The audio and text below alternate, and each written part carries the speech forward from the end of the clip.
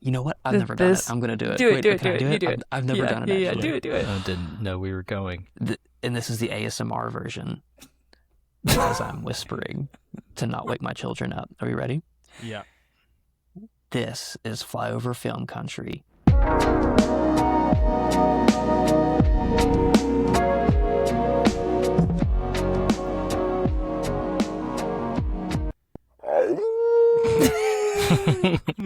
But I simply don't give a rat's ass about any of that. I'm going to try to get Walter to laugh to wake up his children. That's my goal on this episode. I'm gonna send Morgan to your house afterward. I don't want to, mostly, yeah.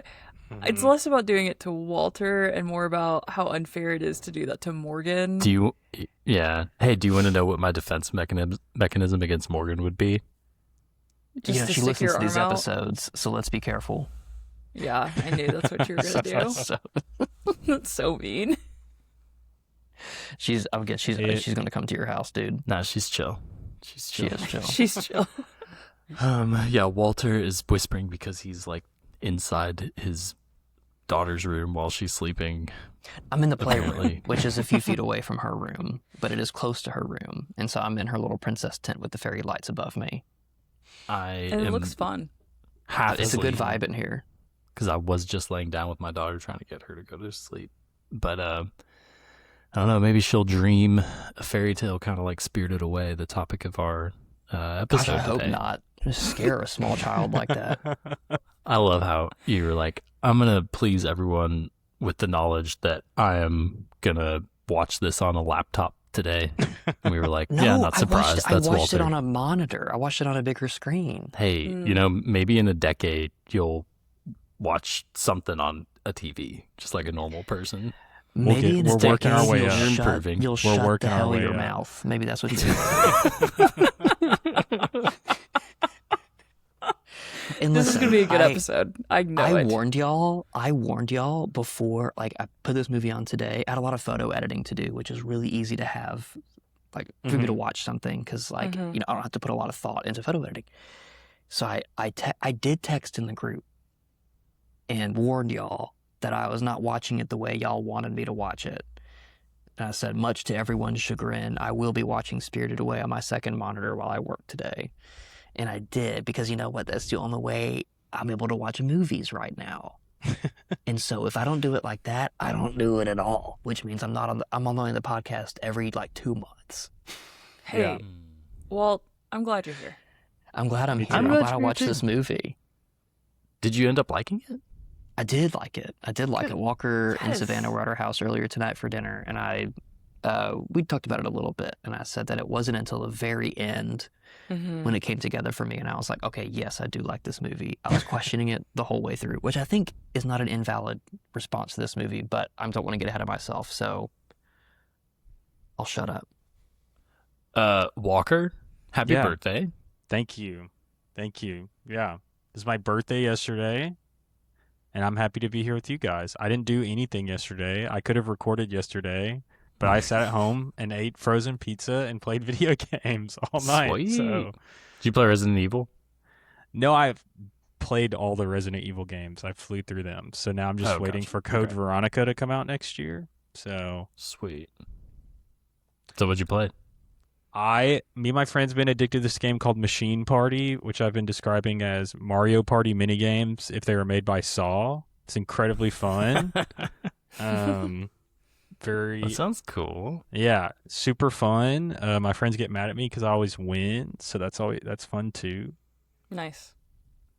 And then Nice. just like the classics, we play a little bit of Rainbow Six Siege, which I've been playing since I was a freshman in college, which feels crazy to say, but like, Sweet. yeah. But I was I love how- happy. Go ahead. Oh, I love how Walter will get on to me for having the air on in my room, but the air is like clearly on in his room right now. Are y'all picking that up? Yeah, a little bit. Listen, But I'm not mad. The princess tent has its own AC system, so we Yeah. gotta Just get got a it window running. unit. Yeah. Olivia, were you gaming earlier tonight? No, I wasn't. I was putting off looking at my finances, so Nah. because I'm an adult. That's a game I play every day. Yeah. Yeah. So Yeah. yeah. Anyway. Spirited Away. Shall we get Spirited Away? Let's do it. Yeah. Sure. Hold on, let me play like the thing. This is I put a sound in here for Spirited Away. Let's see, this is it. Here we go. There it is. That's it. That's it.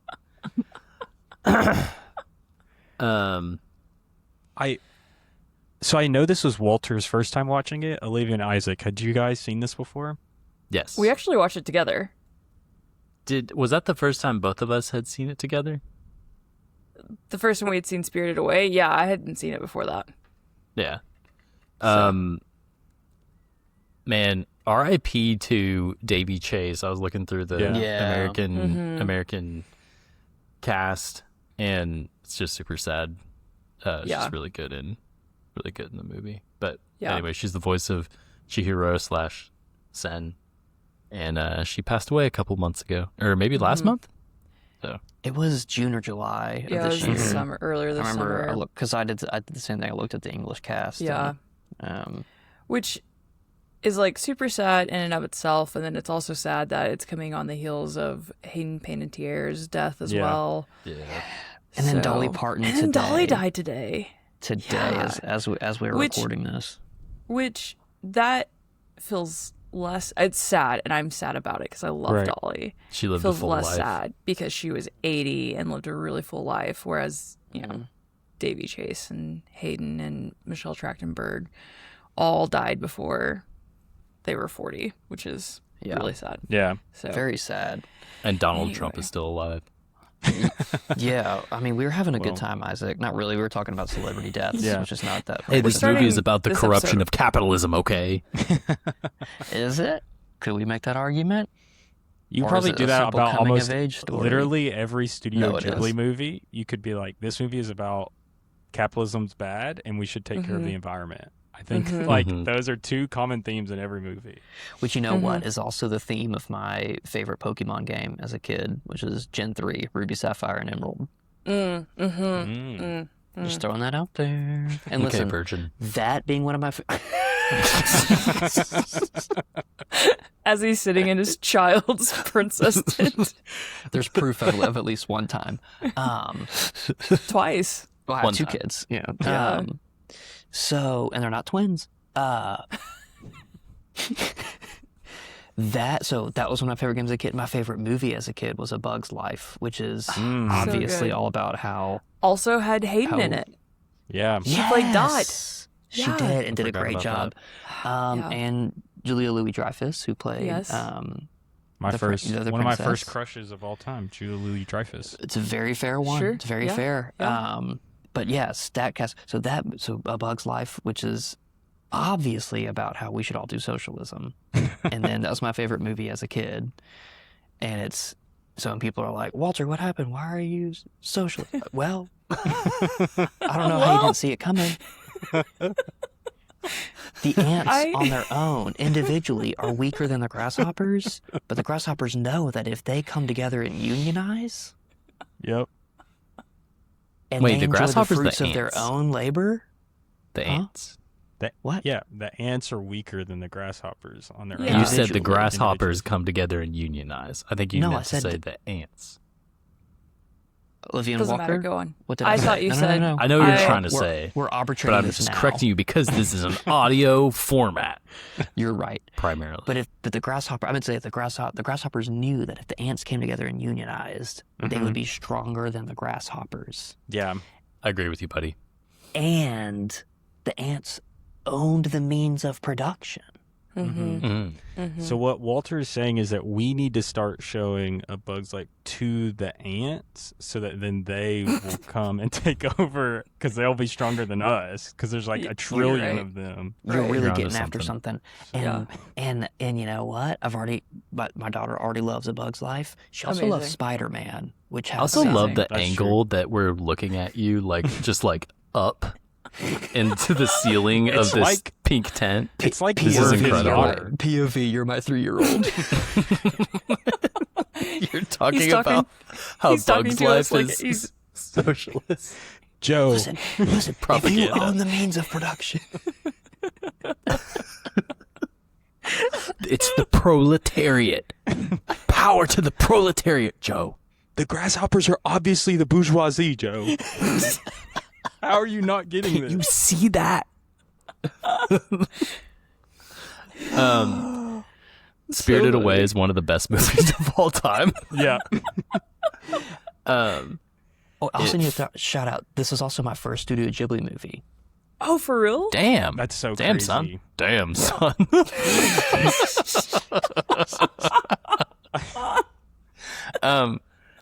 Oh, hey, what is Walker and Olivia? What are your favorite Studio Ghibli movies? I'm trying to get my camera to refocus. Ooh, hold on. Let me think about it.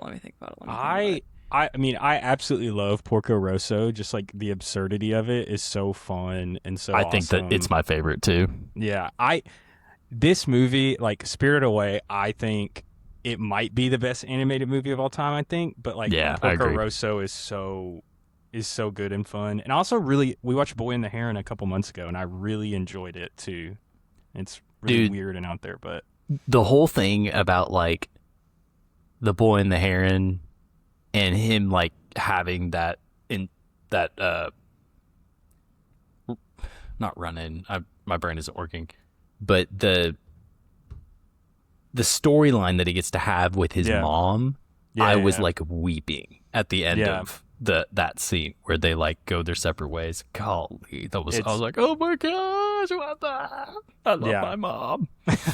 So, Porco Rosso is so funny and so good. But yeah, this one I was like, yeah, this is like one of the greatest movies ever made, ever. So, well. And it's interesting. I was reading more about it because I've seen this movie. I watched it for the first time probably 5 years ago, and I've seen it 4 times. Like, I love this movie. We went to Ghibli Fest a couple years ago and saw it in a movie theater. So it's like there's so much fun stuff.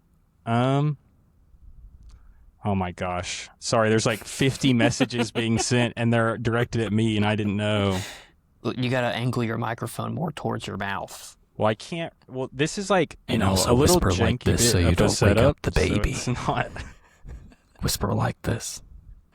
Not the best setup with my mic. I need a new one. But yeah, you got to get like me, dude. I had the most ideal setup. Yeah, we all need Walter's setup actually. Laptop. So you should go podcast in the attic with the rats. Do you have rats in your attic? We did at one point. We had to get pest control out here. Here's the deal. When I lived in Conway on Bruce Street, the house I lived in, we definitely had rats in the attic, and we all just were like pretending it didn't exist. At some point, you have to welcome them into your life. Because Bruce Street is kind of close to our house, like this downtown area. Mm-hmm. Oh yeah. Like every time we had pest control rats come everywhere. Out for whatever.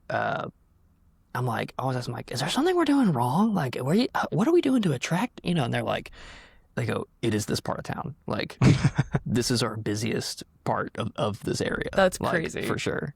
Yeah. That's crazy. I choose to accept my fate. Sure. Yeah. Not only that, I actually welcome it. I enjoy it. Rat King. I enjoy the rats. Yeah. Rat King Walt. Do you know if any of these rats were like huge babies that got magically turned into rats? What a great question. Great segue. Great segue. Olivia, I was curious. I didn't hear your favorite Studio Ghibli movie. Thank you for bringing it back to me for that question, because Isaac just never let me answer that question. So, my favorite one is Nausicaa. I don't know if that's how you pronounce it. Of the Valley of the Wind. Nausicaa. I haven't seen that one. Studio Ghibli movies are There's like a lot. There's a lot. There's a so lot. I really like that one. Walter, you would really like that one as well, I think, because it's also very 22. much pro environment. There's a lot of flying in it. There's a lot of flying in it. And Walter The loves score flying. Rules. The guy who does like the score for like every Studio Ghibli movie is on tour right now, and I would die to go see him. Joe Hisaishi? Yeah, I would like absolutely die to go see him. Oh, because Me too. so many That would be bangers so in cool. there. Yeah. I mean, I would be screaming at the top of my lungs, Ponyo, Ponyo, fishy in the sea. Yes. Ponyo is my favorite Hisashi scored. Like like when the like the trumpets when Ponyo was running. I think I've talked about this on the podcast before, but when Ponyo is running on the waves, yeah, and it's dun dun dun dun dun dun dun dun, dun like absolutely like euphoria every single time. Amazing. That sounded like Indiana Jones. Dun, dun, it was dun, close. Dun, dun, dun, dun, dun, dun, dun, dun, dun, dun, dun, dun, dun. Yeah, I see it. Walker, do you want to go to Philadelphia, San Francisco, Colorado, Any Chicago? of them? Let's just go to them all. Let's just follow them around like we're deadheads or something. Not yes, not Houston, Texas. No, I hate that airport, and I'll never go there if I don't have to. I would love if I'd never had to go to Houston ever. Me too. I think I've been there honestly. one time. So this movie. Not that I hate Houston. Let me be Listen. clear. Or hate the people there. I'm not LeBron James. I just want to go on record and say this. I don't hate Isaac cities. hates the entire city of Houston Listen. and everyone who lives there or has lived there. You gotta Beyonce including Beyonce. gets a pass. You gotta be like me and just start hating entire states and owning it. That's what I do. The entire state of Florida can break away and float into the ocean for all I care. Gone. Wow, Just that's go. really. I don't know if you're allowed to say I that. can do that. Listen, what is the lowest stakes Studio Ghibli movie where bad things don't really happen? I was My Neighbor thinking about Totoro. that. Totoro is like, basically nothing happens in Totoro. Incredible. That's my next one. Hey, Ponyo's I'm not pretty- even. Yeah, Ponyo. Ponyo is like a good one that's like a really good story, but it's not crazy. No one's really in danger, I don't think. They're like eating ham and stuff. It's really fun. That sounds Ponyo like a loves great ham. time. Yeah. I want to say Kiki's Delivery Service would be good too. Yes. That's another good one. That's like Any- Savannah's favorite. She grew up on Any of Kiki. those three, Walter, you could watch with Joe. Like she would sit and watch Okay. it, Yeah, probably. and it would She not. did. It would be totally harmless for her psyche. Okay. Yeah. I'll be down for that. You know, and is Studio Ghibli, is this considered anime? You know, I actually had this conversation this weekend, and we came to the conclusion that the answer is yes. Am I dipping my toe in the water? It's not manga though. Right. It's not based Like- on a manga, but it Yeah, is Japanese animation, which is so. But- anime. Is animation from Japan automatically anime? Because I feel like that's too broad of a brush to paint with. You know what I mean? It's So not- according to Wikipedia, hold on. This is what it Okay. says. Yeah. Anime is derived from a shortening of the English word animation originating from Japan. Outside of Japan and in English, anime refers specifically to animation produced in Japan. So, yes. Yeah. So really, but it's if not like, yeah. I mean, yeah, it's not the same thing as like anime shows per se. Like, I don't. Dragon Ball Z was the first one that came to my mind. Yeah, it's not But- derogatory to say that Chainsaw Man was anime and Studio Ghibli is also anime. Yeah. It just means it's the same type of animation. Yeah, it's Right. like it's But not the same animation creators. from Japan that's like, you know, originally in Japanese, like probably produced mainly with that market, you know, in mind, like this movie Yeah. was. Mm-hmm. Well, I gotta say, I mean, like, I'm, as a lifelong anime hater, you know, I'm 31 now, and I should be allowed to change and grow. Mm-hmm. You should, but are you? No. Okay, good. Listen, if No Ghibli growth is here. the only anime you watch, like that's fine. Like that Yeah. is a good line to draw because it's I like think so. you really are getting the cream of the crop. I mean, because there were so, and we can actually finally talk about this movie now. There were so many moments when I was watching this movie where I was like, I don't know what the hell is happening right now, but it looks so cool. Like, Yeah. even like the parts that were kind of stressful, I'm like, well, this is so pretty. And the music is, I don't know, perfect. And Yeah.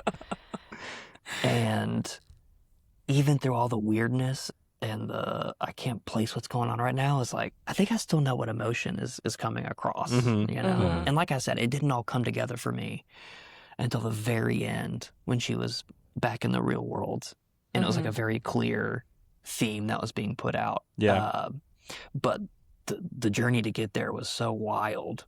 And you know, knowing that it came out before, you know, like in 2001, before maybe you could automate some of the animation, but like knowing that it's like so much care and attention was put into the style and the just the presentation of everything was cool to watch.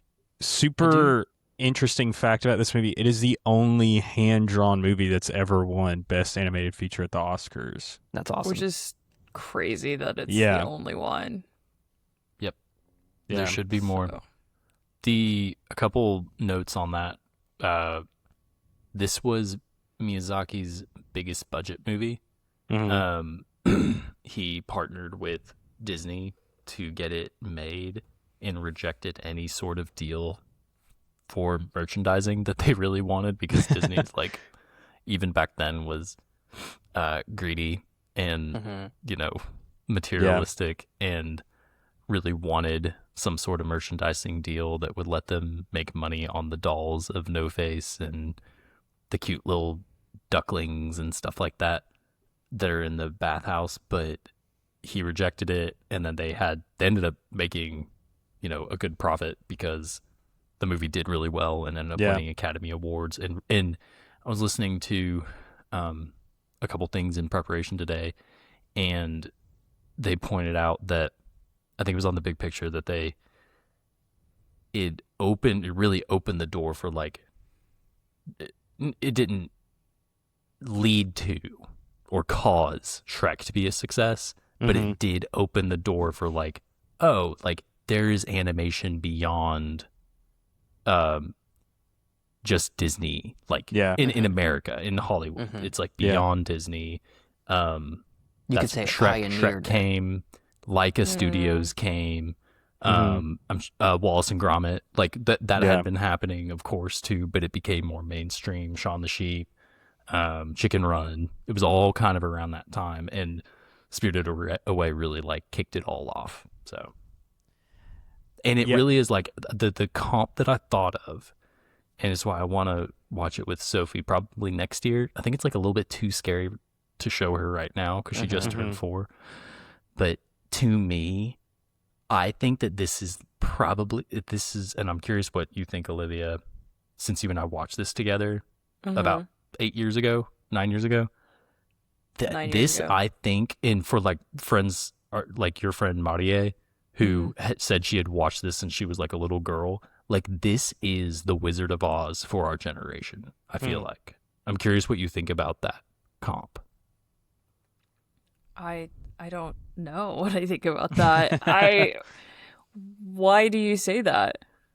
Fairy tale, iconic, like almost perfect of its time. Sure. I mean, child friendly, but also not. But also like so scary. A little scary. Yeah. You know what? Yeah. I'll go. Yeah. Sure. Walker, what were you gonna say? I was gonna say watching it this time, and like when I decided to review it on Letterboxd, my review was like one of the few movies out there that gets better every single time you watch it. Like, and I truly believe that every time I've watched this movie, I've enjoyed it more than the time before. And this time, it was just, I honestly was just in awe again of like this story, but really recognized like and thought this might be the greatest coming of age movie like I've ever seen. I think there's so many messages in this movie, and like you can almost look at every single character in this movie, and like even if they're on screen for 5 minutes, and like learn something from them. And I think that's like what's so magical about this movie. And so I think like the comparison to Wizard of Oz is really interesting because it feels like Wizard of Oz is that same way where you could like, you know, the obvious like main group in Wizard of Oz, you could go down a rabbit hole of like what each of those characters means and like the lessons you can learn from them. And I feel like Spirited Away is very similar to that too. And I think, you know, even from like right from the beginning where Chihiro kind of, it seems like for the first time, it's like is realizing like her parents made a mistake, like they did something wrong. And I think we all remember like being kids and thinking that like our parents don't make mistakes and they don't do anything wrong. And part of growing up is realizing that. And so I think like it was just such a smart choice, like starting the movie off like that. And so it's just, like I said, every time I watch it, I feel like I learn something else and I notice something else, and the movie just gets better and better every watch. I think like for me, I was thinking about, especially when you get to the end and she reunites with her parents and she's had the coming of age experience and she comes out of the whole experience a little bit older, more mature, and ready for this next phase of life that they were alluding to at the beginning, new school, all of that. And it made me think, like, my 3-year-old just started preschool last week, and we went to open house the week before just to meet her teacher and, like, see the space and everything. Like, I was crying as we left because I, like, as a dad, it is just emotional to see your children get older, experience new things, and get more independent and learn how the world works, how life works. And she's 3. It's not that big of a deal. It's a 2-day-a-week preschool. I know this. But isn't it like right next door? Yeah. We walk barely right next to the church, just right next to our house, to take her to preschool. But it's like she's wearing her backpack and carrying her lunchbox. And then she gets home from school and I'm like, "What'd you do today?" And she goes, "I don't know." And I'm like, "Okay, are you 16 already? What are you talking about?" You have to pull information out of her like it's an interrogation. Walter, you are the most tender-hearted man I know. I am very tender. I know this. Morgan says that about me as well. I know this about me. I'm a very emotional person. And, like, I was born to be a girl dad specifically.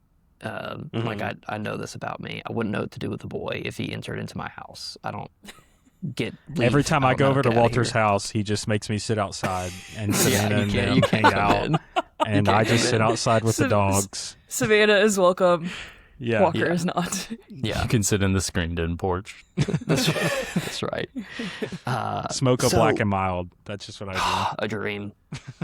But no, I am very, you know, I have a hard time even looking back at like photos, and there's a lot of photos because I take a lot of photos of her last year when she turned 2, because I just look at, oh my gosh, she's grown so much. Anyway, so like watching Spirited, to bring it back to the movie, the reason I bring all that up is to watch a movie like this, a coming of age story of a young girl who my daughters are not her age yet, but they will be. And kind of looking ahead to coming of age experiences that they will have, some that I will be able to witness and some that I won't. You know, like she'll have experiences away from me that will shape her. And like sometimes scary to think about, but it's also like, that's life. You have to do that, you know? And so it was very, I think it was cathartic in a way by the end of the movie because, yes, she did feel older, more mature, but she also was like closer to her parents afterward. Yeah. After, like Walker, you said, like recognizing that her parents made a mistake, but she loves them, I think, even more for it, not in spite of it. And like her mom even has that line as they're walking, like, "Don't cling to me. You're gonna, like, I can't walk when you do that," you know, which is such a parent response. We all do that.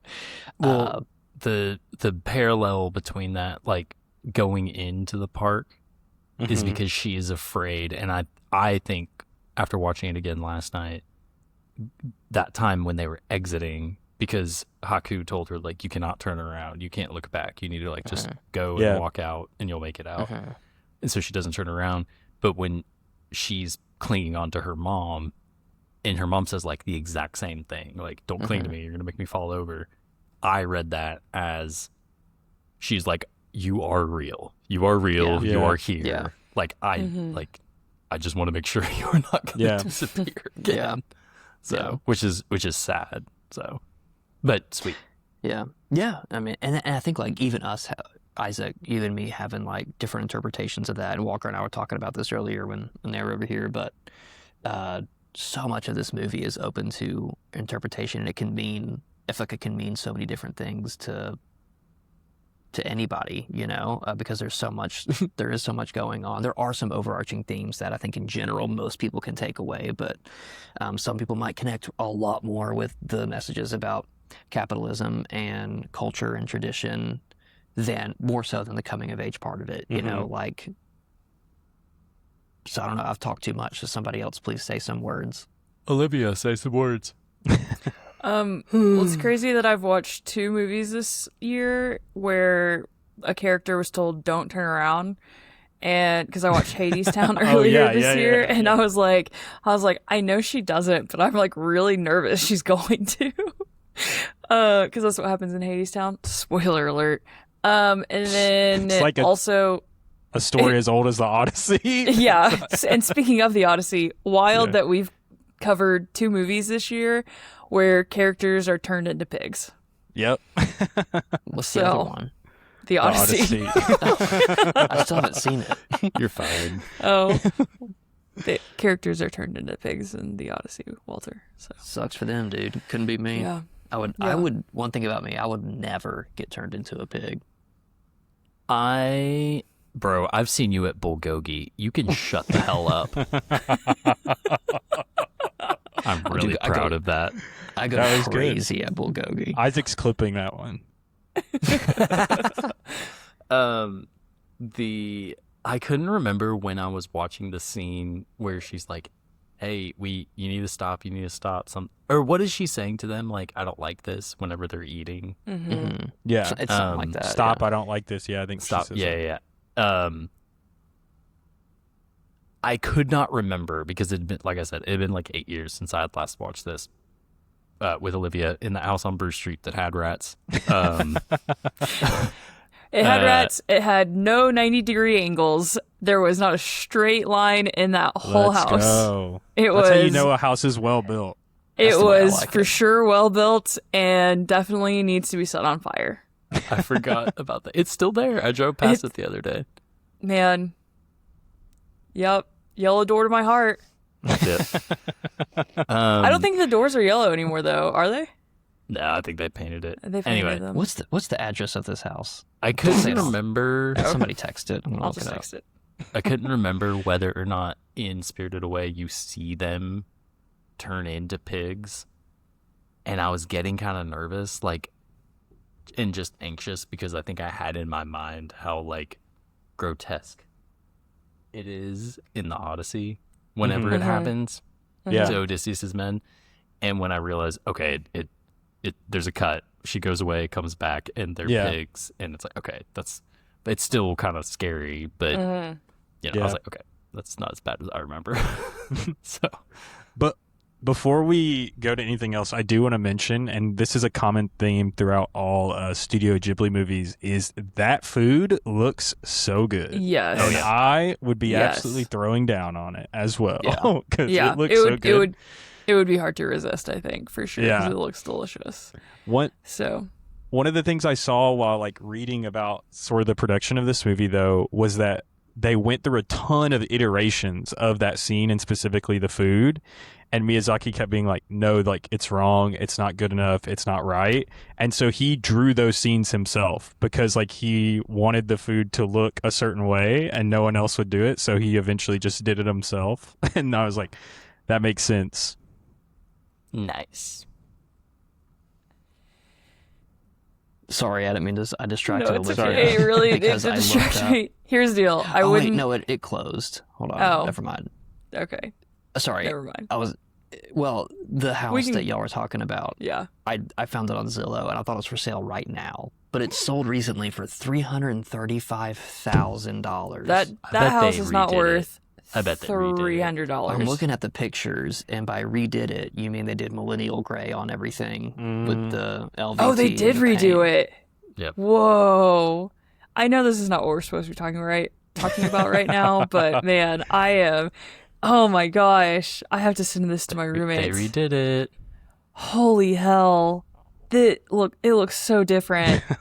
Here's the deal: it was dark gray. The walls were so dark. It was wow. Shower. I say this shower. with Hold on. respect. Yeah. Sorry. The shower upstairs did not have an actual handle. It had a wrench that was like attached. That's how you know. That's how you know, that's dude. freaking sick. That's so Yeah, metal. God, this house looks so good. I can't believe That's this a is house. That's a house you live in college for sure. Yeah, for sure. You gotta have anyway. a wrench in the shower at some point. Yeah. It was All right, like continue. $400 for less than That's that. pretty good. Yeah, it was pretty good rent. So the thing that led Miyazaki to write this and develop it, at that point he had made Totoro and Kiki's Delivery Service, and he had basically shared in an interview, I had made movies for small children with Totoro, and then I had made movies for teenagers with Kiki's Delivery Service, but I hadn't made a movie for 10-year-old girls. And so he was thinking of that like very specific tender age. As a parent, I wanted to hug Chihiro like the entire time, because like her conception of like and the way that she is as a character and totally envisioned is like a full real girl, like of any animated movie performance that I've ever seen. Well, and it really hit this time, like now that I'm a parent watching it. So yeah, just wanna be like, especially since you have okay. 2 daughters. yeah, Yeah. and So cry every time I drop them off at school every day. so you both do that. Mm-hmm. Yeah. I knew you were talking a big talk there, Isaac. I do think that her character is really interesting because at the very beginning, when her parents first smell the food or are like trying to find the source of the smell, the whole time she's going, this is a bad idea. You know, she's trying to get them to stop. And this is really just, I think, to me, a sign to trust your gut. You knew this was a bad idea. Yeah. And her parents dismissed her. And I think it's easy to dismiss children because often they say kind of crazy things and they don't know what they're talking about. But I think this really highlights like, no, you should trust your gut. Like if your gut is telling you that this is not a safe place or not where you need to be, follow that instinct, that you have them for a reason, right? And I think far too often people don't trust their instincts and don't follow through with what their gut is telling them to do because it's like, well, I don't want to be rude or I don't want to be mean, and it's like, nah, your safety is maybe more important than being nice. Yeah. So, Listen, in my opinion. Now I know if my child ever tells me to stop eating food, I'm going to stop eating that food. Yeah, I think that's a lesson to be learned here. No matter what. Yeah. So How about when they're about to go in and she's like, no, I'm not going. She like plants herself, which is, I mean, you see images, you see that now with toddlers, right, Walter? But then the wind like kind of starts sucking her into the tunnel and it makes it like even scarier. I just love like the silence in the sound in that really brief scene.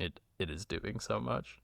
Well, and I think like stuff like that was showing this is going to be a scary experience, but it has to happen. Like you have to grow up a little bit. Yeah. And that, and something I whenever I watch a movie like this, I like to kind of look up forums and what people have said about, especially that's been around for as long as this one has, and just kind of see what people were saying about it. And one of the more specific themes in the coming of age thing was like, not only like, is it good to grow up, but it's good to just do it and not look back, which is we kind of talked about, like Haku was like, don't look back, like look forward. Yeah. And know that you're going to be okay, and you don't have to look back at it, you know, like just do it. Embrace the new scary thing that might be coming your way. Yeah. I gotta say, I would have loved to see their new house. I'll just say that. How much time do you guys think passed? Walker, I know that you had a comment on it, but yeah, how much time do you guys think it passed? Because when they come out, it looks to me like it's been months. Yeah. I think it's been a few weeks. I wouldn't say months. I was thinking weeks. But enough time has passed where they're like, where other people probably think that they're missing. Yeah. Right. They're missing, maybe assumed deceased. Yeah. Yeah. Oh, so maybe it did cut at the right time, because I don't want to dive into all of all the fallout from the complicated, them coming back. Yeah. Yeah. Yeah. Talking about something though, like being scary but has to happen. I think that's like why I love Everything in the Bathhouse so much, because I think it's such a great like example of what life is like. Like it's like there's some really, really scary creatures in the bathhouse that are like, the more you think about them, you're like, wow, this thing is like pretty horrifying. And then there are some of like the cutest or the most fun or like the most interesting like creatures that to me I think have ever been in a movie. Like I always say, like every time there's one of those little ducks on screen, I'm like giggling like a little schoolgirl. Like they're so cute and so funny, like the way they are waddling around and floating in the water, that I'm like, oh my gosh, I love this so much. And then it like hard cuts to like No Face eating someone, you know, with like his growing hair. Like, growing hair was crazy. When I first noticed the hair, I was like, how did I miss the hair? Walter, it kind of looks like your hair right now. Just, it's got the middle part. Like yeah, it's perfect. Yeah. Yeah, my favorite little creatures, I gotta be the soot balls. Yeah. They're the best. They're so good too. They're so cute. I love how they like go on strike after they realize that Chihiro's like can do their work, but it's like the coal is too heavy for her. It's like it happens all within a minute. It's so funny. Yeah. And they like drop the coal on themselves. It's so funny. It's so funny. So good. I liked Big Baby in his mouse form. That cracked me up. That was funny. So funny. When they're running on the wheel, like that cracked me up. Like I was laughing out loud.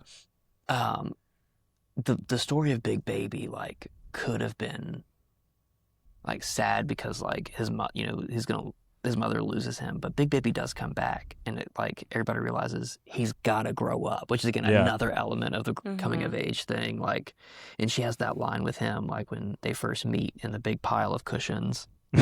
She's like, "No, it's what's keeping you staying here is what's going to make you sick." Yeah, you know, like realizing like you got to get out of the house and like you got to go grow up.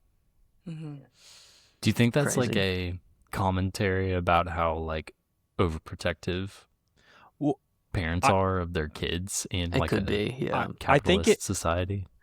I think it's kind of twofold, because I think it is a commentary on that and like maybe like how helicopter parenting can affect your kids. But you also have to think about like this movie's made like for the Japanese audience and with them in mind, and like people that stay in their apartments and don't do anything and like don't leave, like they have a word for that in Japanese because it's like such a problem. And so that was something I was wondering this time watching, was like, was that as big a problem in like 2001 when this movie came out? And like, was that something that this was kind of talking about as well or not?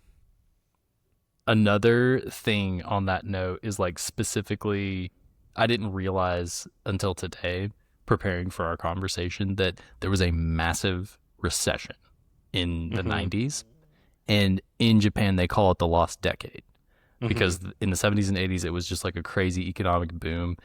And the dad is referring to it whenever they walk in and realize that it's an abandoned theme park. And he said they used to build all these places. Yeah. And it's a reference to the hollowed out, like, you know, greed of trying to build stuff, trying to fabricate these places where you can go and have a childlike wonder and joy and safety as an experience. And then when it is abandoned, it's scary and creepy. Like that, like even now in the United States, like those spaces are creepy. Yeah. So, which, I mean, I'll draw. Sorry, Walker, go ahead. I was gonna say, looked it up just really quick, and it's interesting you mentioned the 90s because that is when this issue of like basically people being hermits in Japan became an issue, was in the late 90s, and so that was definitely something that was like happening when this movie was being made. And there was, you know, also like I know this because how into Pokemon I am, but back to Pokemon, the Gen 3 games, which were very much about the relationship between humans and technology and human advancement and then in nature. It's a lot of those same themes, and it is not every, but the first few regions, Pokemon regions, were based on real regions of Japan. And I can't remember the region that Gen 3 was based in, but it was in a specific region that was like coming out of the 90s, like heavy industrialization. But then on the other side, a lot of people really trying to protect and defend nature that the industrialization was trying to threaten, you know? And so I just want to go to Japan when I'm watching this movie like this, or like thinking about Pokemon, because like I want to go and see these places and see like what's happened to them now, because there's so much commentary in media about it from, you know, that time period. And also just like America sucks, man, and we have and we're young, we're babies, we have no long history. You know, like you can go to Japan and go to places that are still standing from like 1,000 years ago. What the hell do we have? We don't have any of that here. Well, we destroyed it all. We suck. I know. No, J. Robert Oppenheimer destroyed it all. Speak for yourself, okay? Dang. I did not. I had no part in that. Yeah, I didn't see that movie either. Do you know what happens? You don't know the Yes, ending? No, I know the ending. It reminds me, there's a scene in The Office when like Kelly goes and the whole thing's like, Ryan, this isn't even Ryan's a real job. He's just taking credit for everything, like in Rango. And then Will Ferrell looks at Ryan, he goes, Ryan, is this true? And Ryan just goes, I did not see Rango.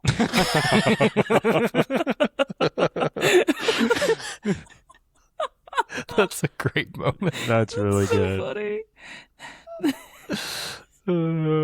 I did not see Rango. Ryan started the fire. Yeah, so I didn't see Oppenheimer, so I have no idea what you're talking about. Did you know that Benny Safdie puts sunscreen all over his face? No. I also didn't see Titanic, so I have no idea what happened to the Titanic. I have a Titanic segue. In Japan. Okay. In Japan, this movie broke I'm trying to find. Broken Iceberg. Okay. Grossed a record 1.6 billion yen in its first 3 days, and beat Princess Mononoke, which had been the record holder before then. That's a good one too. It set the all-time Japanese attendance record. So it still holds 16.8 million tickets. Wow. Held the Japanese all-time record for total box office for 19 years until Demon Slayer Mugen Train passed it in 2020. Wow. And it was the first, this is crazy to me, the first film to gross over 200 million worldwide, excluding the United States. Wow. It's crazy. Interesting. Y'all, I'm sorry. I just realized One, my computer's on 6%. Do you have a Bluey blanket? I have Bluey sleep pants on. Nice. Yeah. I got. Go get your charger. Barefoot. Well, I have nowhere to charge it in here. He's in the princess house, Isaac. The Come on, princess tent, man. Come on, dude. And we are at 50 minutes, so we need to wrap it up anyway. So I was gonna say, because your computer's about to die. Speak for yourself, brother. We got 10 minutes. Is also long. 10 minutes. Dude. I'm gonna use up some of my precious battery to tell y'all that in church on Sunday, I told Walker about this already, but my sister and I got shushed by another grown adult. And we were whispering during the announcements. It wasn't even like during the sermon. Like, it was just like it's like it's like when you're whispering to a friend during the not during the previews. Like that lady at Top Gun Maverick when we saw it, Walter. Yeah. No, it's like the announcements at our church are like the Maria Menounos segment before the trailers even play. Like, it's like, it doesn't matter. Like, y'all got her to do your announcements? Yeah, she was there. That's crazy. Anyway, so he turned around and said, "Can y'all?" Oh, is it he? Yeah, he said, "Can y'all not be talking right now?" Like a guy sitting right in front of us. And he just added me on Facebook. You should decline it. it. To send you a DM, who is it? bro. You should say his name. You should say his Text it name to us. first, last, and then hit I want to decline know if I know him. live on the pod. I don't think so. He's like in his 50s or something. That doesn't mean anything. Wait, I thought you said young adult earlier. Nope. Okay. I said another adult. Another adult. He okay, said that's another Like, adult. I'm an adult. This other guy is an adult. Yeah. Mm-hmm. Did you say, "Hey, buddy, do you have a problem?" I wanted to escalate the situation in church. Yeah. Hey, have you ever danced with the devil in the pale moonlight? That's what I would have said.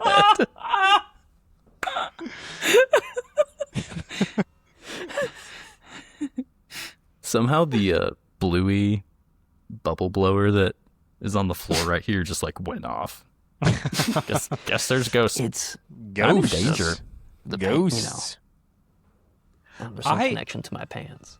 I would love to ask a question since we have 8 more minutes and Walter has 2% more battery to give us. I'm on 5%, baby. 5%. Oh, You just keep us updated, buddy. Yeah.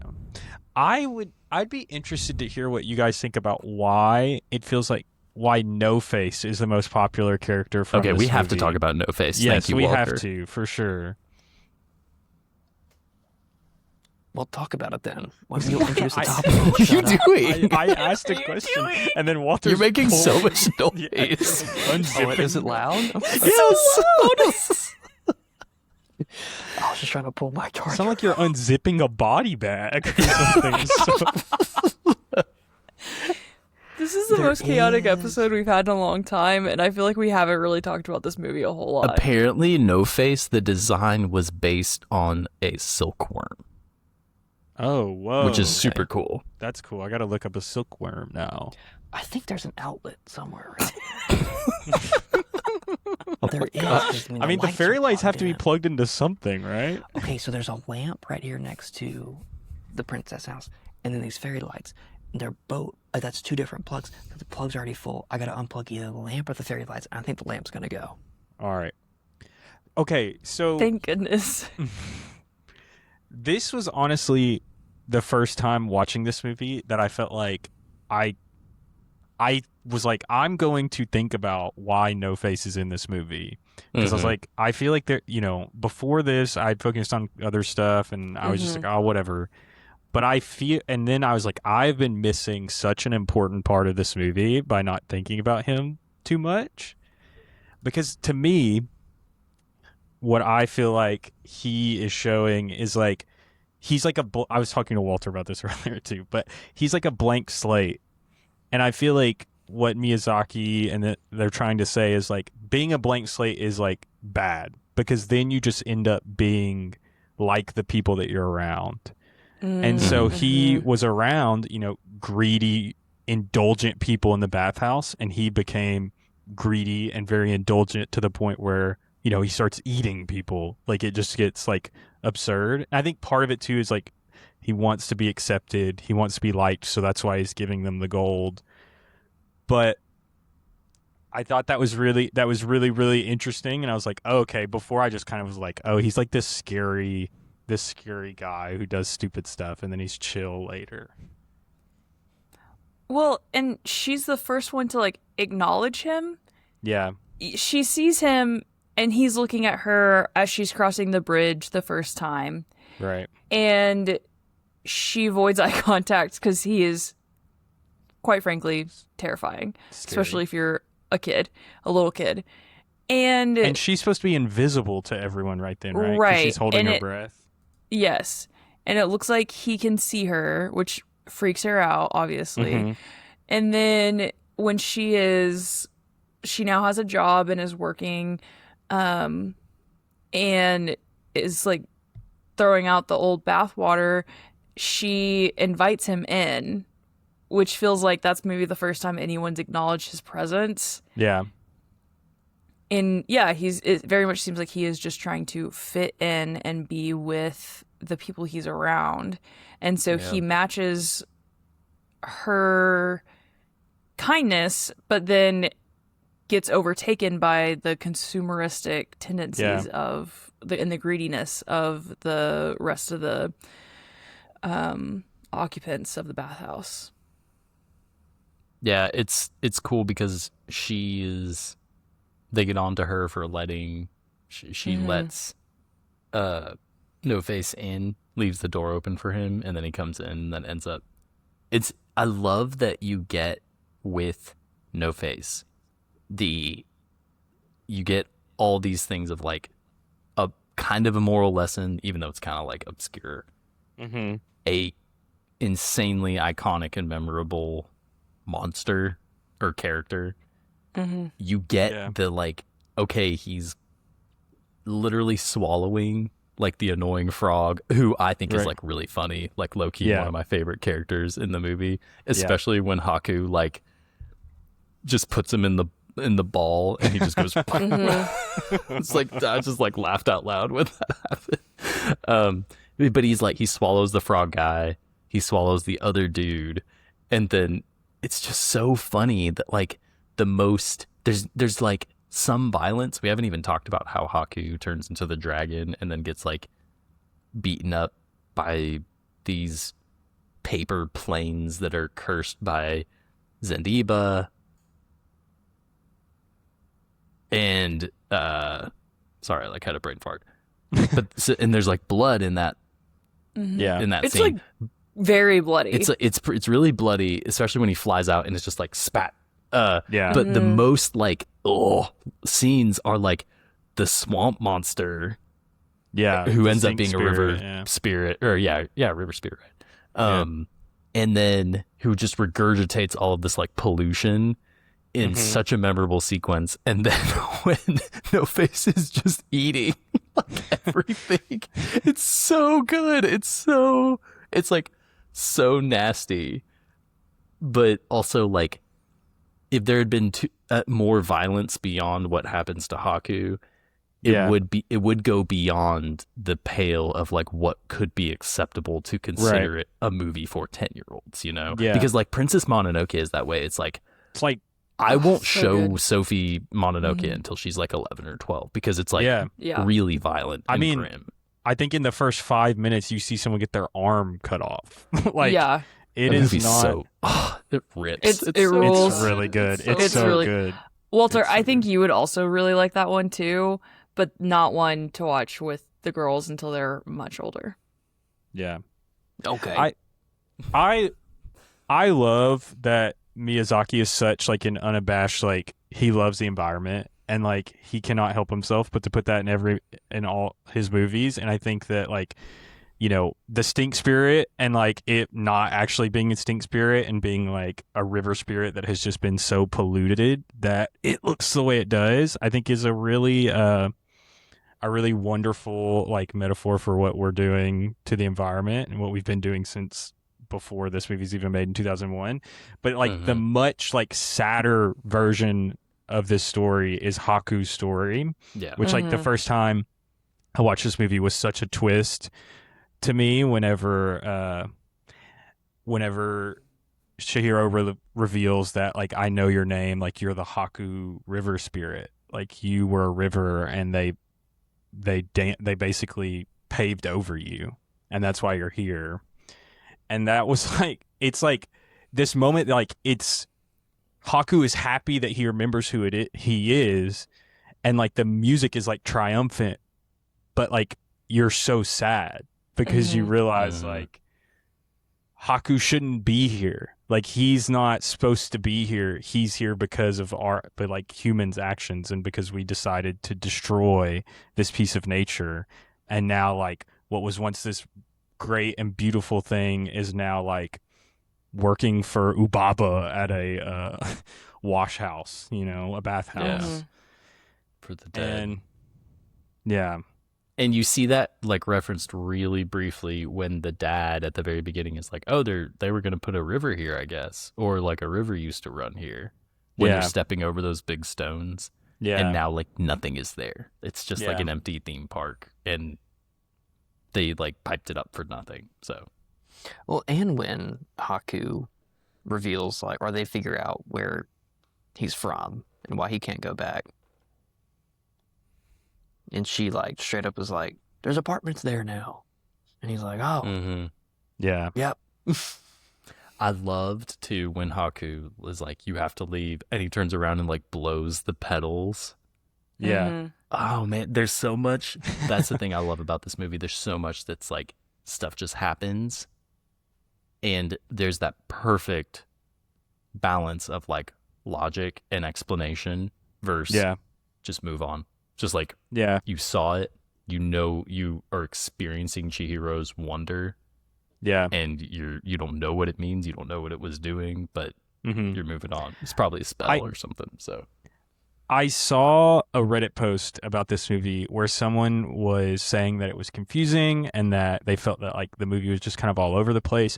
And I saw a comment that I thought was really interesting where someone said, well, if like you're American, which that person's like, I'm assuming you are, if you watch this movie from an American lens, it probably seems that way, because they said American movies are kind of more like interconnected webs, while Japanese movies are more like a stream. And like they just flow in the same direction, and they'll twist and turn, and maybe it doesn't always like directly connect to each other, but it's always moving things in the same direction. And I thought that was really interesting, and this movie is such a great example of that. Because if you're gonna like try to connect everything and make everything make sense, you're probably not gonna really like or enjoy this movie. But if you go on the journey that the movie wants to take you on, like, it is a wonderful journey to go on and to experience. And you get to look at a lot of really cute little guys in it. So I think if I had known that going into it, I would have let myself enjoy it more. Because again, it wasn't until the end, like, it came together, and I was like, okay, yes, I do like it. Yeah. But it kind of reminded me, I couldn't shake and this is the crazy thing that I'm going to say that is going to catch everybody off guard. And I think Isaac's going to be the only one who gets it. But in a way, it kind of reminded me of Mad God, where it's like things just keep happening. And you don't always know what it's for. Except in this case, Mad God just keeps going and it ends, and you're like, I don't know what the hell just happened. Yeah. What and is that? Mad God is God this movie that Phil Tippett. Phil Tippett made. He made all of the practical effects and monsters and maybe spacecrafts. He may have designed some of the spacecrafts for Star Wars. But he had spent like the original, 20 years trilogy, making. Yeah, he had spent 20 years making Mad God, and it's this guy just like descent. It's all like claymation, stop motion, and he's just descending into hell. And I don't know if you and I ever discussed that movie after we saw it that night. Me and you? Yeah. But I hated it. Like, well, I really did. I didn't like it either. Yeah, it's like it was one of those things where it's like, man, and y'all know that I like movies that are out there and like kind of what others would call pretentious, but like I was like, man, I'm trying to like find the redeeming stuff here, and I just I was like, this is just obtuse and Yeah. and honestly like depressive and dark, and it's like I disagree with its outlook, and it's ugly and nasty, and I know that's the point, but also like not in a good way. Yeah. Yeah. Yeah, but Isaac, on the poster, it says that Guillermo del Toro said Phil Tippett's a master. So that I think that means that the movie's good. Guillermo del Toro made Frankenstein, which was bad. You can say it. It was bad. It was yeah. It was not good. y'all, I didn't hate Frankenstein. Oscar Isaac the whole time is like, I shan't ever do that again, sir. Like, Here's the thing. it's like, come on. I am why? currently reading Frankenstein because I loved that book in high school. Yeah. Yeah. I'm like, do I need to rewatch that movie? Because I don't feel like any of this happened in the movie. And I don't think it did. And that's fine. Everyone can adapt it however they and interpret their adaptation however they want to. But anyway, back to Spirited Away. Yes, well, let me Isaac. finish. Let me pull Mad God back to Spirited Away, because I'm the one who took us down that trail. Mad God, like by the end of it, like nothing pulled together, right? Like it was just like crazy stuff happens, and it's disgusting and terrible and hard to watch. It's just a lot of squelching. Like that's the only thing I remember. I'm like, there's just a lot of squelching, and I was like, this is awful. Yeah. And then it ends, and you're like, oh, what am I supposed to take away from that? And in a weird parallel, I felt that way as I was watching Spirited Away. I'm like, I just don't know how we're getting from this scene to the next. Like they're seemingly just kind of like running together, and then we get to the sequence where she's out of she's back in the real world, and I was like, oh, there it is. Like everything else kind of makes sense coming to like Walker said, like a stream. Mad God was like a freaking geyser, just explodes and then it ends, and you're like, I didn't like that at all. I was trying to think of another water-based thing, and that was the first sounds thing like a swamp to me, just like full of crap and nasty. Like, what are you doing in my swamp? That was pretty good. That was good. I was trying to figure out how to pull it back to Shrek, and you did it. It's kind of like the swamp in Lord of the Rings, where there's bodies in there, and Gollum the leads them dead through. marshes. Yes, there you go. Thank you. Seen as iconic. That's what Mad God is like, except worse. But Spirited Away is not bad. That is very good. And that's how I'm bringing it. That's how I brought it back. You like good. I did. When's the last Good time work. you liked a movie that we covered on the podcast? Spider-Man. Spider-Man. What about before that? What was the one I was on before that? I don't know. I don't know. I don't remember. Let's move on. Yeah. No clue. I'm gonna pull it up. What other thoughts do you guys have about Spirited Away? I mean, we haven't even talked about the voice actors. Yeah. So, I mean, but we're also at an hour and 8 minutes. So, as much as I would Project like Hail to, Mary. Let's yeah. let's talk about the voice actors. Walker, what were you gonna say? I was gonna say this movie, like every Studio Ghibli movie, has just a stacked English voice cast. Yes. Like they stack them up. And then when the baby started talking, and I realized it was Dill Pickles, I was like, it's even higher. Tara Strong. It has gone up. Cooking. Yeah. No, I agree. Every American or English voice acting cast is just amazing, and this is no different. I mean, we talked about Davy Chase earlier, who, like I said, she voiced Lilo in Lilo and Stitch, and so we've seen her do a lot of voice acting actually in her career. And then also the voice actor for Haku is also. Did you guys recognize his voice? I did, but it took me a little bit. Yeah. Jason Marsden. Yes, who voiced Max from A Goofy Movie. Oh. So yeah, he also voiced a lot of different characters from like the late 90s and early 2000s, but obviously Max Goof is probably the biggest one. Biggest one. I would say another big one was I'm on his Wikipedia, so you have to see, but Chester and Fairly Odd Parents. Where are my fellow Fairly Odd Parents fans? Oh yeah, at? that's right. Come on. Also, hey, he voiced Kovu in The Lion King 2, Simba's Pride, and that was a straight to VHS release. However, that was on repeat in my household. Yes, Isaac. We haven't really talked about Lynn, or Lynn takes in Chihiro. Yes. Sen, as she's renamed, and she has a great relationship with Sen. And then we haven't talked about Kamaji, who is the boiler room master, who is, I looked this up and I want to read it to you real quick. He is based on a real spider-like mythological a mythological spirit called a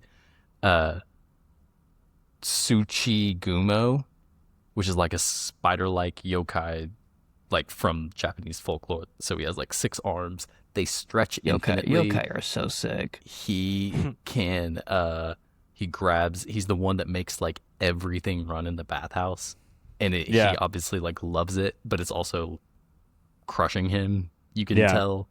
And so he gets all the herbs and stuff. It's like one person who's making everything happen in the bathhouse, and he's like kind of annoyed with Chihiro at first, but when she says, I need a job, he sticks up for her and says, this is my granddaughter, she wants a job. And it's really unexpected, but it was just like, oh no, you impress me, and I kind of want you to see you succeed, so I'm going to give this roasted newt to Lynn to help her get you to Yubaba to get a job.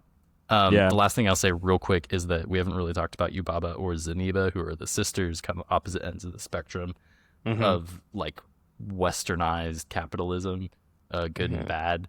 But the scene where the baby destroys her office and then Yubaba puts it all back together is just one of the most amazing animated sequences I've ever seen. So I don't know if y'all caught that, but like when it's just like everything is flying through the air, and it's just like all the jewelry that fell off the desk and the papers, and like I was just like, oh my gosh, this is amazing. This is amazing. Really cool. And then Chihiro signs her name, and it flies up into Yubaba's hand, and then she grasps it, and then it's gone. And I was like, God, I love movies. Yeah. I love movies. It's so good. Firmly grasp it. Anyway. I have a moment like that, Isaac, with Kamaji.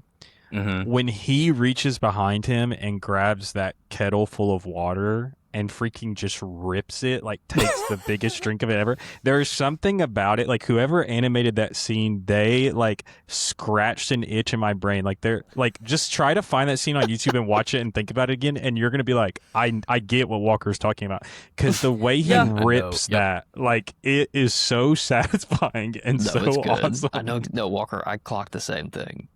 Yeah, I'm with you. He was probably so thirsty.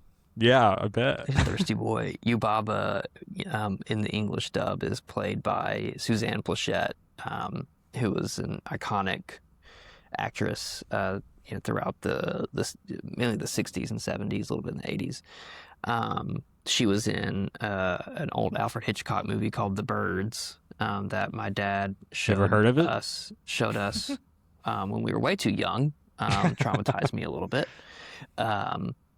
But she played Yubaba / Zeniba, and this was her last movie because she died. She died in 2008, and she did a couple of television things after that, but her very last movie was this one. Wow. Well, I was going to start talking about Lynn before Isaac chimed in. Beat you to the punch. Yeah, because the voice actor for that character is Susan Egan, who voices Meg in Hercules. Yeah, right. Goat. And honestly, these characters are very similar. Yeah. If you've seen Hercules and you've seen Spirited Away, Meg and Lynn, I think, would be The same person. The same person, and they kind of look similar. They do. They do. Yeah. I had that thought once. As soon as I heard her voice, I was like, "This is Meg from Hercules." And as we see Lynn more and more on screen, I was like, "Oh, Lynn and Meg would be tight. They'd be best friends for sure." No, she was 100%. perfectly casted in that role. Yeah, she was great. And again, I mean, Hercules came out right before that, so it makes sense that she was offered this role. But yeah, no, I think that all these characters in this movie, I think, are really interesting and have such uniqueness to them. We could probably spend multiple episodes covering this movie. Yeah. Yep. Yeah. And I do think we did it justice for the limited time that we had. Yeah. And spent just reflecting on Walter's setup. Talking about the voice acting did make me realize we accidentally snubbed an absolutely great Ghibli movie that has a stacked cast, and that is Howl's Moving Castle. Yeah. Absolutely stacked voice acting cast, and a great movie. I love that movie. Christian Bale. You have Billy Crystal as Calcifer. Yeah, it's such a fun one too. Billy Crystal, Josh Hutcherson. I was looking at it was one of the more recent Ghibli movies, Boy and the Heron. I feel like Boy and the Heron might be the best, honestly. Boy and the Heron is... I haven't seen it, but I do. The only thing I remember about it from the previews was the crazy voice that Robert Pattinson puts into it, which is not surprising. But he's got a few, like his character kind of has a few different things. Evolves. So, yeah, so he's got a few different weird little voices. But listen to some of the names that are in Boy and the Heron: Robert Pattinson, Gemma Chan, Christian Bale, Mark Hamill, Florence Pugh, Willem Dafoe, Dave Bautista. Dude. Yeah, I think that Boy and the Heron is. I mean, I haven't watched any of the Ghibli movies in the original Japanese. But as far as the American dub versions, I definitely think Boy and the Heron is the best cast. Yeah, it's nuts. Yeah, very good. Crazy. So which is the one y'all said I should watch next? We'll text them to you. Yeah, Get Neighbor Totoro. Totoro. I don't care, dude. Yeah, you will. You will care about Totoro. Or I'll come over to your house. I like Ponyo better than Totoro. Like I can see that. Ponyo's but really I simply fun. don't give a rat's ass about any of that. You have a child that this could benefit in ways you do not you can't even begin to understand. Ponyo loves ham, Walter. Come on. Ponyo loves ham. Okay. And Sosuke. The scene, and she loves Sosuke. The scene, where she's running on the waves, I'll like regularly cry. Like Ponyo is my Spirited Away because people talk about how much they've seen Spirited Away. Ponyo is my Spirited Away because Sophie is like, let's watch Ponyo. And I'm like, okay, yeah, not mad about it. His mom drives like crazy. Sosuke's mom, she like almost drives off the cliff multiple times. It's really funny. So, well, I think that's it. I think we should wrap it up. I'm so tired. Let's wrap it up. Should we cover another animated movie on our next podcast? Coyote vs. Acme. What is scheduled? I think we can do that. That's fine. Citizen Kane is scheduled, I think. Ooh. That's animated. Rosebud is the sled. Have you seen Citizen Kane? No. Walter? Olivia? Do you think I've seen Citizen Kane? Good question. But you have Walker? Yes. I watched it in school. When not Olivia, when Jess and I watched it, different redhead, when we watched it together, she was like, that was fine. Average. I was like, Jess. It was so funny. She was falling asleep. Hey, what does Jess think about 2001? Just real quick. She hasn't seen it. She probably wouldn't like it. But my girl. I got to say this, and sorry, Walker, I know I'm interrupting you a lot. You're good. It's fine. Jessica's mom has amazing taste in movies. She'll just be like, Yeah, I watched this movie with Michael Douglas called Coma the other night, and I think you'd really like it. And I was like, let's watch it. And then we watched it. I was like, that was really good. So I feel like if she was like, let's watch something, I feel like she would probably like 2001. So anyway, shout out Amy. So by proxy, Olivia, Isaac just said we have bad taste in movies because we didn't like it. Yeah. I still haven't finished y'all's episode, so I can't say for sure. You know what y'all need to do? But I've been impressed with what you Wrap guys this have done. up. What I have heard so far. Thank you. Thank you. What y'all got to do is just stop watching movies, and therefore you can't have a taste in movies for Isaac to critique. I feel like I probably could stop watching movies after Resident Evil.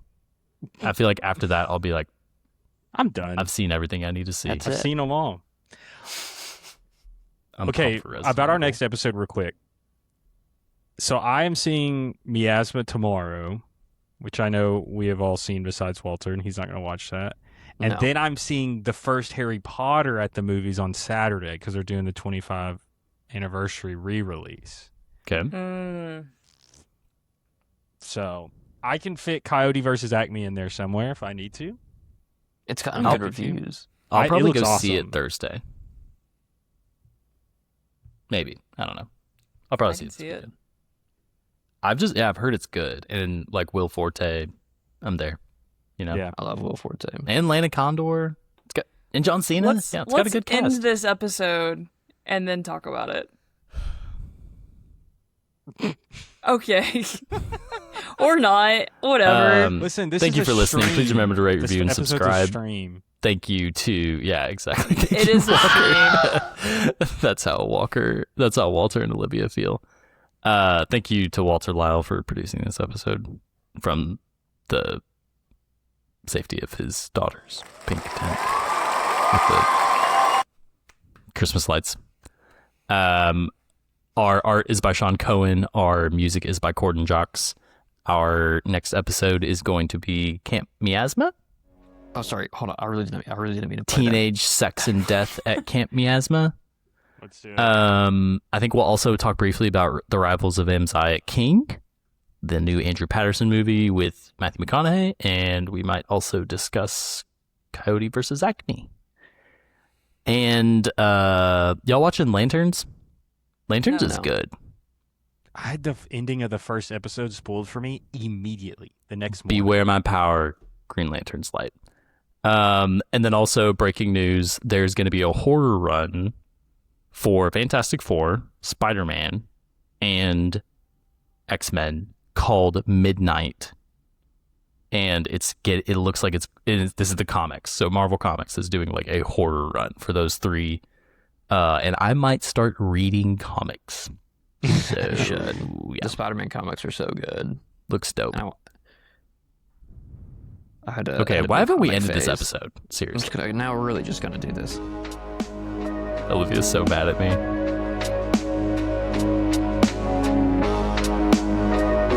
Just think about how quickly you're going to spirit away off to bed. Shut up.